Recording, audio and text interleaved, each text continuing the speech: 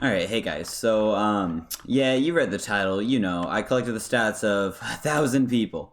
So, maybe you're thinking, nah, that's probably clickbait or something.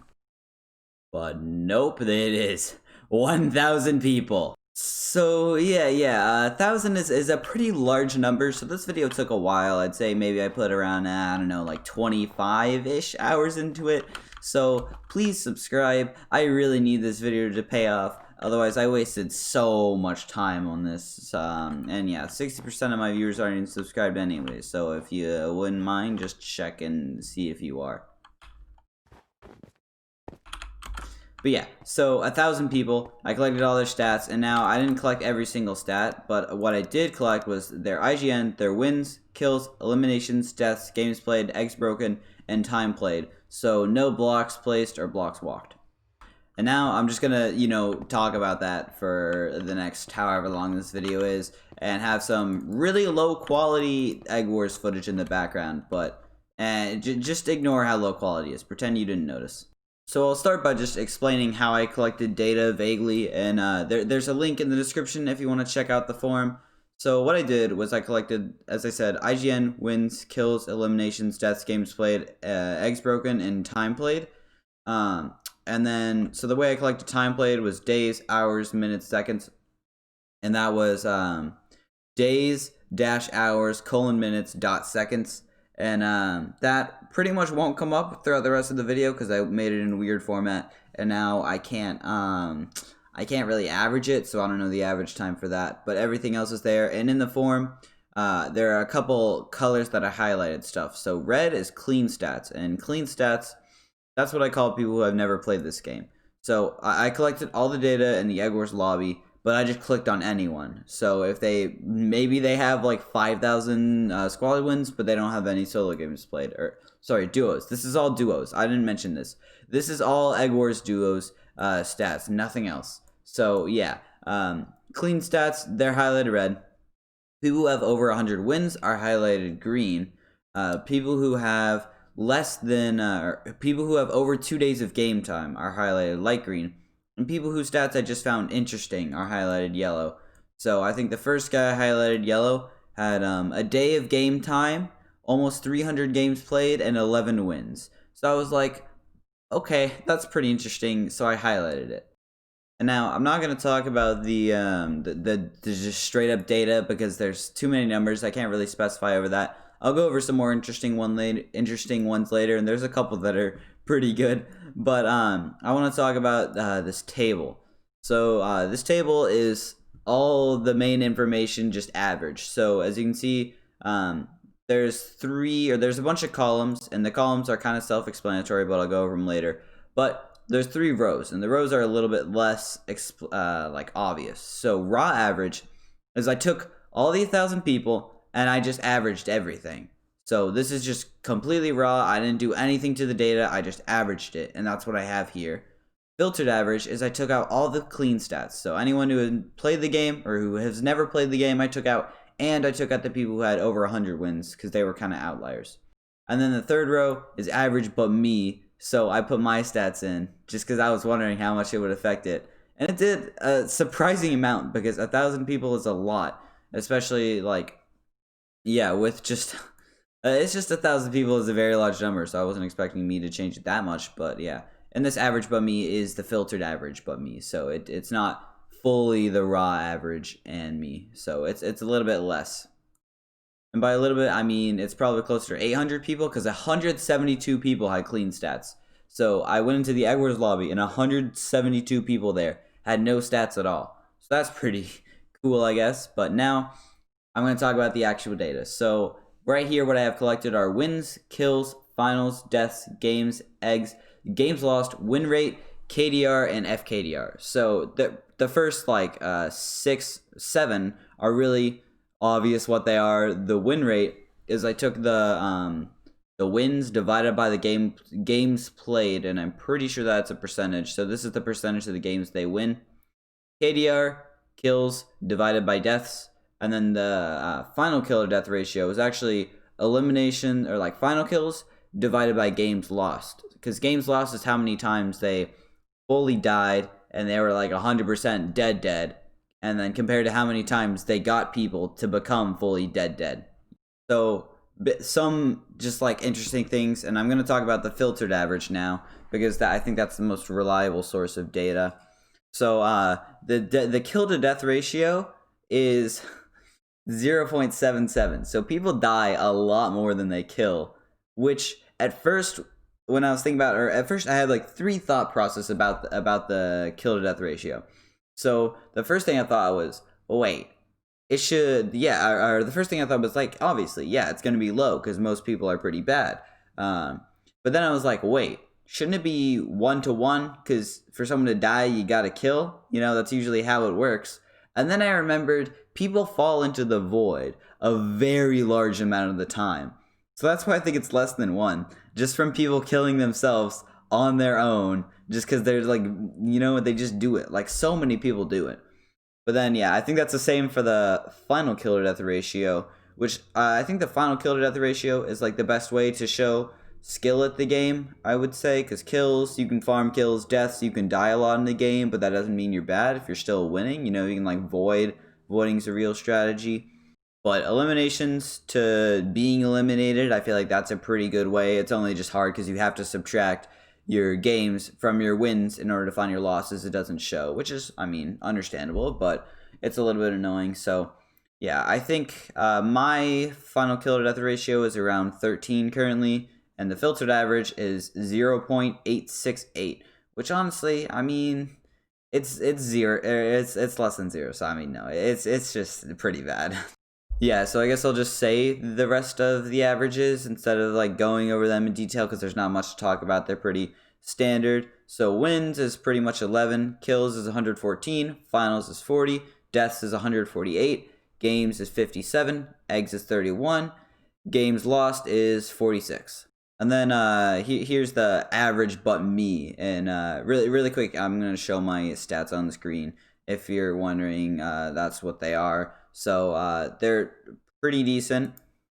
Yeah, like all the numbers there are higher than the average player. Obviously, that's kind of why I'm on leaderboard, you know? So yeah, they brought up the numbers a decent amount. Wins went up by 5, which is like, I don't know, 2/3 of what it was, or 3/2, or one of those numbers.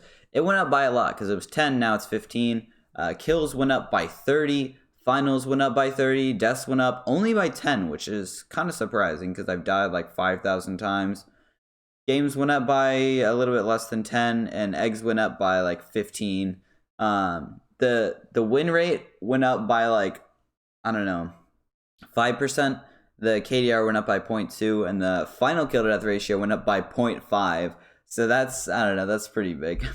But that's just me flexing my stats. So another thing I want to talk about is the win rate. I already went over this, but I want to talk a little bit more about it because I realized there's 6 teams in each game. Only one team can win. So theoretically, there's each person, like the average person should have a 0.16 win rate because you take all the people who lose a bunch to the people who win a lot, but all these have a win rate that are higher, and like not just like 17%, but like 19 is the filtered average. My current theory for this is actually the people who go on the server once, play one game of duos, and they're like, they lose, and then they're like, okay, I hate the server, I'm never gonna play it again, Minecraft sucks, Bedrock Edition sucks, I hate Minecraft, I'm gonna burn the world. So, you know, those type of people. So those people, they go on, they lose a game, and then they just don't play again. So I can't see them in lobby, obviously, I'm only collecting people who are in lobby, so that's probably why the win rate's a little bit higher.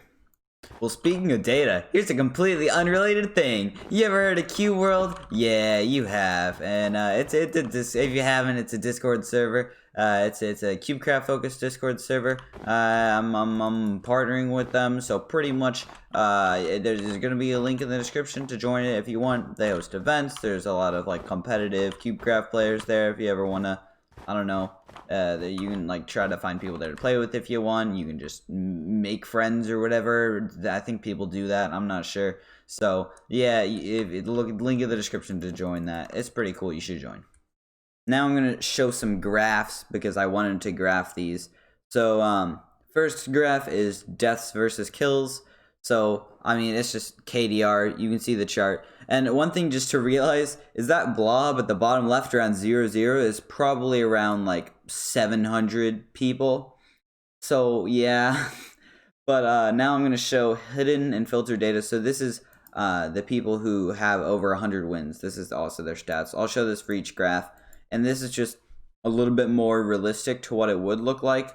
But when it's the filtered data, that's just kind of more showing kind of the traditional spread. And now we'll move over to games to wins. So games is on the bottom, and then wins is on the left, and you can see the axes. But yeah, if you include hidden filtered data here, I mean, it goes up a decent amount. There's not many people who have played, like, I think the lowest could be, I don't know, the one around like 850 games played and like 300 wins. So they have like a 0.3 win ratio and you've played 800 games. So it's like, that's kind of, whoa.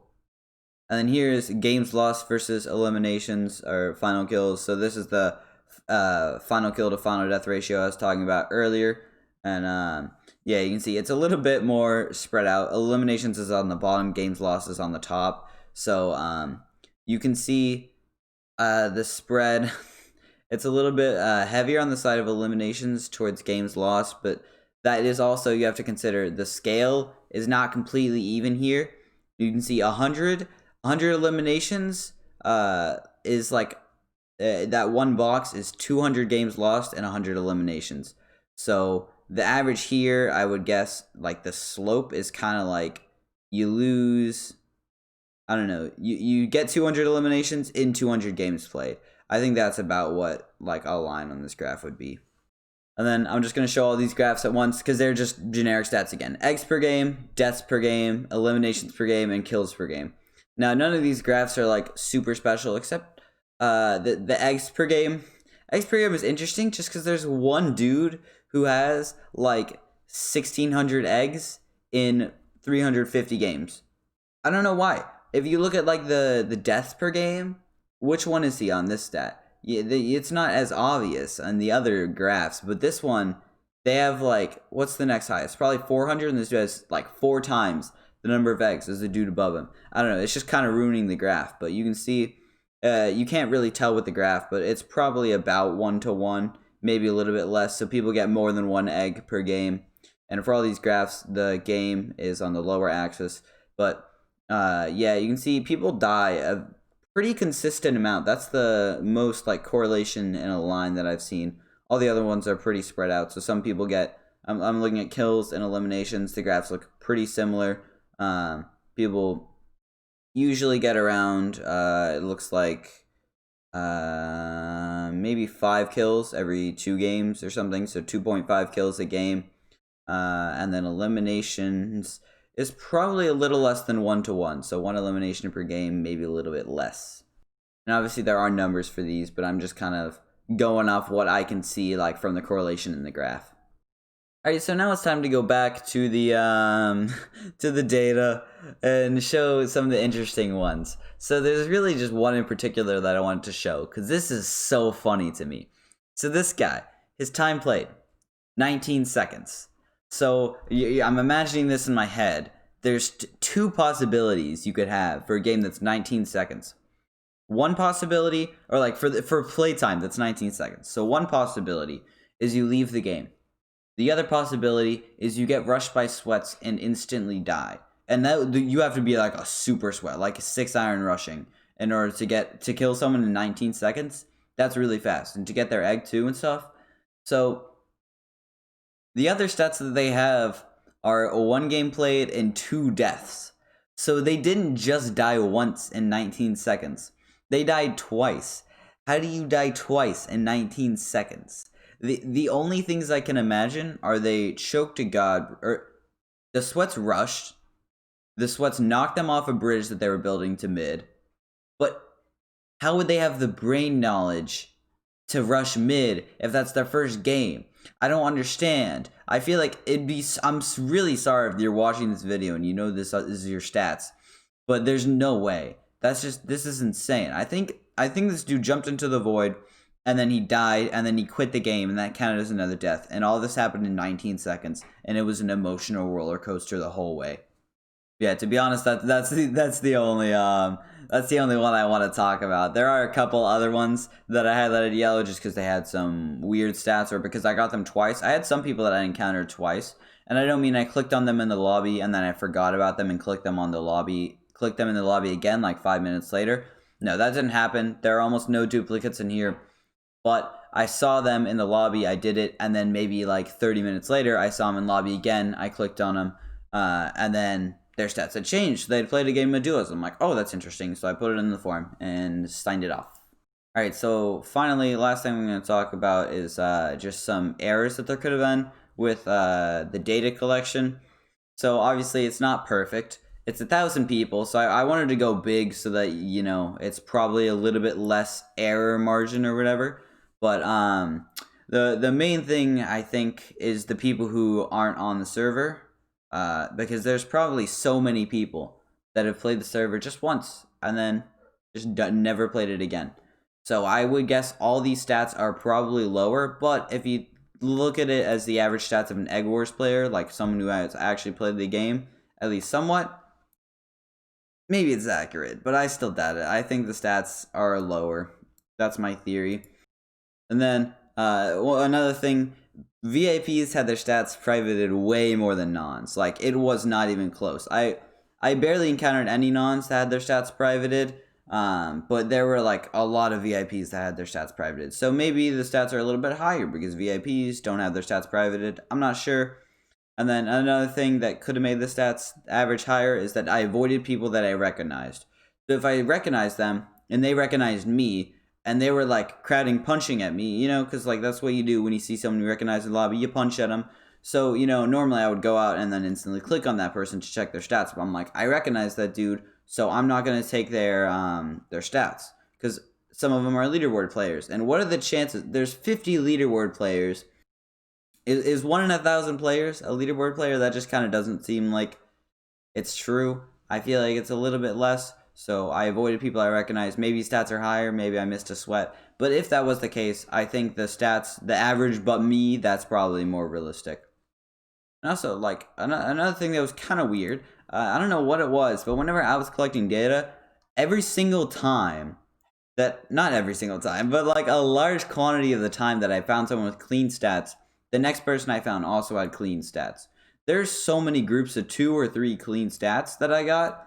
It's weird. And I think that's because of where they are in the lobby. So like I would go up onto like where you spawn in to click someone, and they would have clean stats, and then I'm still up there where there's just like someone who just spawned in. So I would click there again, and it's another person with clean stats because they like just kind of went into the lobby and haven't moved or something.